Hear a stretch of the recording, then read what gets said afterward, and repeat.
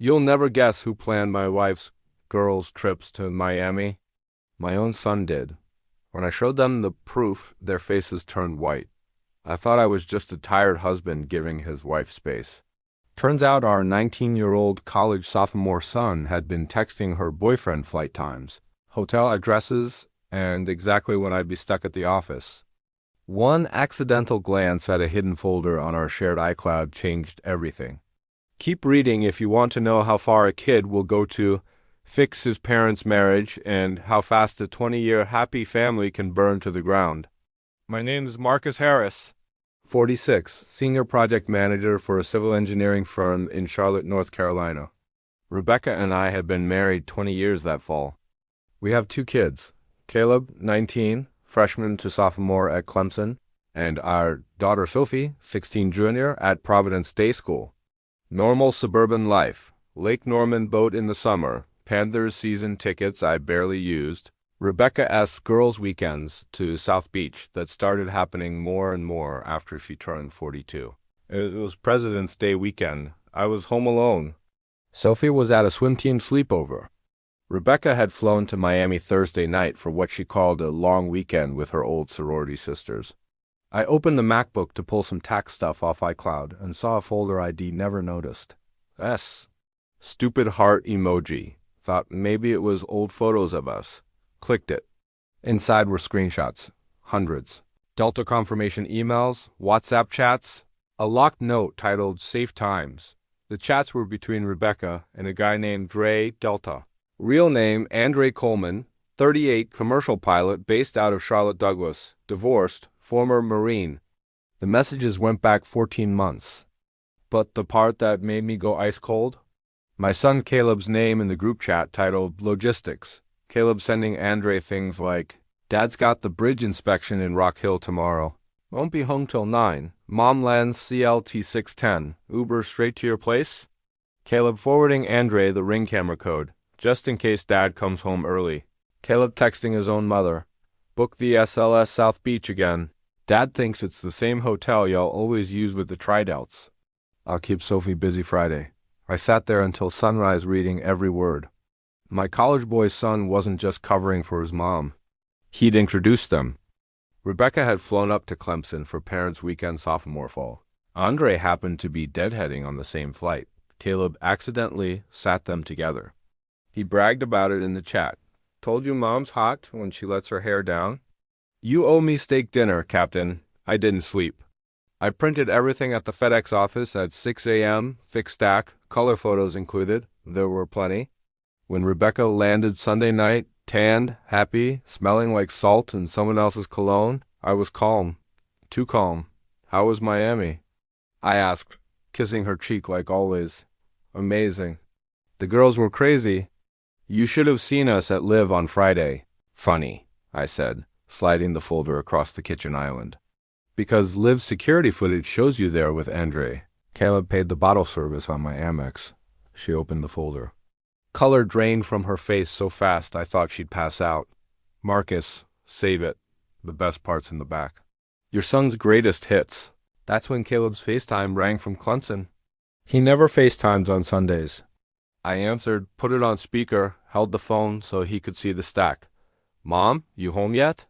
How was the... He stopped, saw my face, saw his mother white as a sheet. Hey, buddy, I said quietly. Thanks for keeping my ring code updated for Captain Coleman. Really appreciate the teamwork. The call dropped.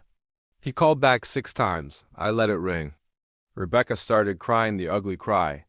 It just happened. I was lonely. You're always working.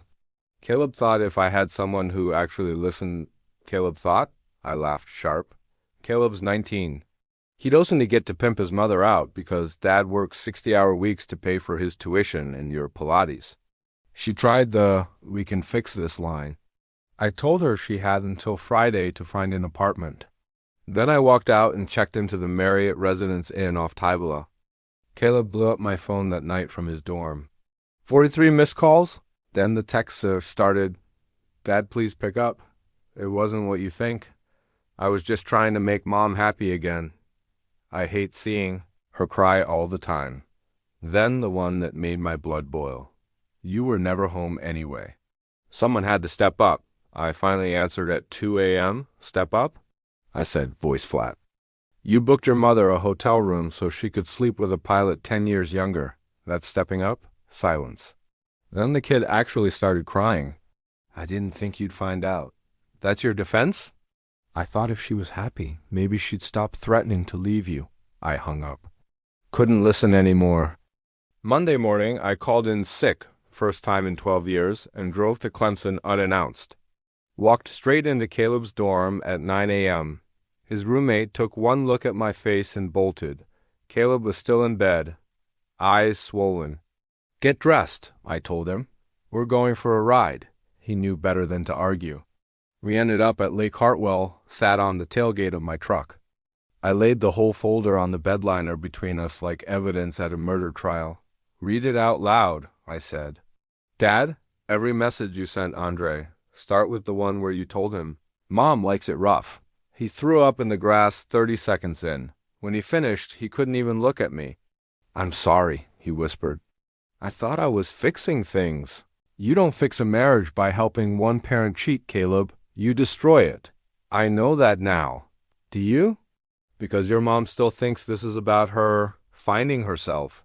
He asked if I was kicking him out of the family. I told him tuition was paid through the semester, but after that he was on his own. No more Amex, no more car in my name, no more dad fixes it. He cried harder. I didn't hug him. I couldn't. Back in Charlotte, Rebecca had already lawyered up some shark from Myers Park who advertised on billboards. First thing she did was freeze the joint accounts. Fine, I'd been expecting it. I moved everything I could into a new account at Truist before she got the idea. Sophie came home from school that Wednesday and knew instantly something was wrong. 16 years old and is Sophie than both her mother and brother combined. Where's Mom? Staying with Aunt Kelly till she finds a place. Sophie stared at me. Is this about the Miami trips? I froze. What do you know about the Miami trips? I'm not stupid, Dad. Caleb's been weird every time Mom leaves. And Mom comes home with hickeys she tries to cover with scarves in February.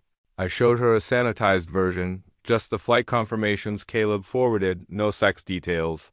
She read for 5 minutes, then looked up with tears in her eyes. Caleb did this? Planned it like Delta Ops. That's disgusting. Yeah, welcome to your family. Rebecca tried the ambush route next.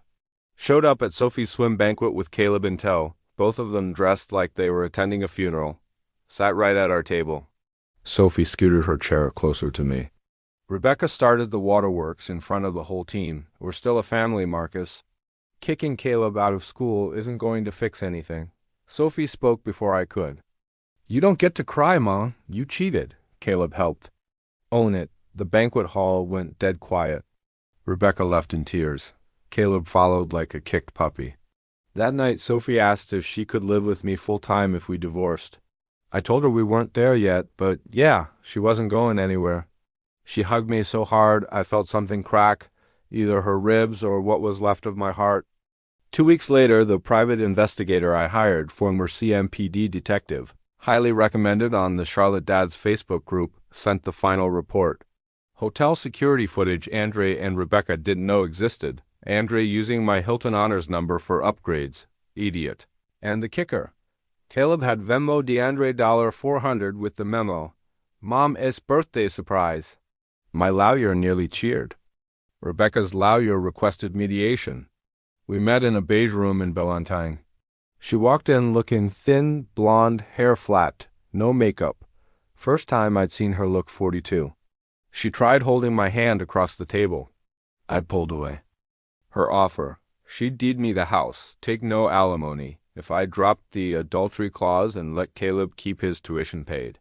My lawyer slid the Venmo screenshot across the table. Client's answer is no. We'll see the judge. Caleb transferred schools the next week. University of South Carolina, no more Clemson family plan. He texted once. I'm getting a job. I'll pay you back every cent. I didn't reply. Divorce day came faster than I expected. North Carolina only requires 1 year of separation, but with the evidence stacked like cordwood, Rebecca's lawyer folded early. We signed in a conference room overlooking Uptown, May sun pouring through the windows like it was mocking us. Final terms. I keep the house on Lake Norman, the 401k, the boat I never use anymore. She gets the BMW, already had 38 payments left, half her own IRA, and $2,400 a month rehabilitative alimony for 30 months. No college contribution for Caleb from me, ever. Sophie lives with me. Rebecca gets every other weekend and one dinner a week if Sophie agrees. Rebecca has to complete 26 therapy sessions. Judge's order after the mediator flagged her entitlement issues. When the judge asked if we had anything to say, Rebecca stood up, voice shaking. I just want my family to know I'm sorry. I lost myself. I hurt the people I love most. The judge nodded politely. I said nothing. Sophie wasn't even in the courtroom. She waited in the hallway reading college mail from UNCO Chapel Hill, outside on the courthouse steps. Rebecca tried one last time. Caleb was with her, taller than me now, eyes red, arms crossed like he was holding himself together. Reed, can we just talk? Coffee? 10 minutes? I looked at Caleb. You still talking to Andre? He flinched. Blocked him the day you came to Clemson. Good. Keep it that way. Rebecca started crying again. I ended it. For real. I'm in therapy. I'm trying.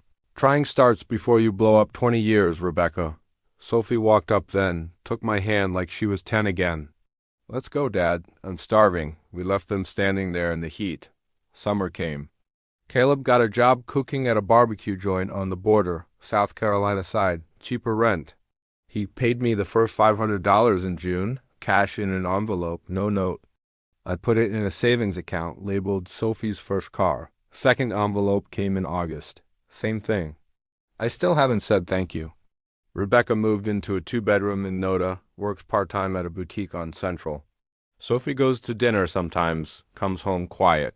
Says her mom cries through the appetizers, asks if I'm dating yet. Sophie tells her it's none of her business. I love that kid. One night in September, Caleb showed up unannounced. Knocked on the door at 10 p.m., holding a 6-pack of the IPA I used to drink. Sophie let him in, gave him the death stare, went upstairs. We sat on the back deck, lake black and calm behind us. I'm not here to ask for forgiveness, he said. I know, I don't deserve it. Okay, I just needed you to hear it from me sober. I hated how dead the house felt. Mom was miserable. You were gone all the time. I thought if she had something for herself, maybe she'd stay. I was wrong about everything. I drank half the beer in one pull. You know what hurts worst? You decided I wasn't worth telling the truth to. Like I was some obstacle. He nodded, eyes on the deck boards. I see that now. Every day. We sat in silence until the 6-pack was gone. When you stood to leave, I finally spoke. Keep the envelopes coming. When you hit 10 grand, maybe we'll talk about Christmas. He swallowed hard. Yes, sir. Sophie got early acceptance to UNC in December. We drove to Chapel Hill the day the letter came, just the two of us. Ate barbecue at the Pig, walked the campus like I did 30 years ago. She asked if Mom could come to move-in day next August. I told her that was her call. She said she'd think about it. Rebecca's alimony checks still make my jaw clench when I write them, but only 27 left. She texts sometimes, short ones now. Hope Sophie's okay. Tell her I love her. I reply when it's about Sophie. Nothing else. Last week, Caleb sent envelope number 7, $3,500 total, with a short note inside. Working doubles. Got promoted to lead line cook. Still hate myself, but less than yesterday. I'd put the money away and, for the first time, wrote back on the envelope flap, proud you're working. Keep going. Some nights I still sit on the deck alone, like lapping the dock, wondering how we got here. Then Sophie comes out with 2 bowls of ice cream, sits beside me, and it feels not fixed, but survivable. Family isn't what it was. But maybe one envelope, one honest dinner, one college acceptance at a time, it's becoming something new. And for now, that's enough.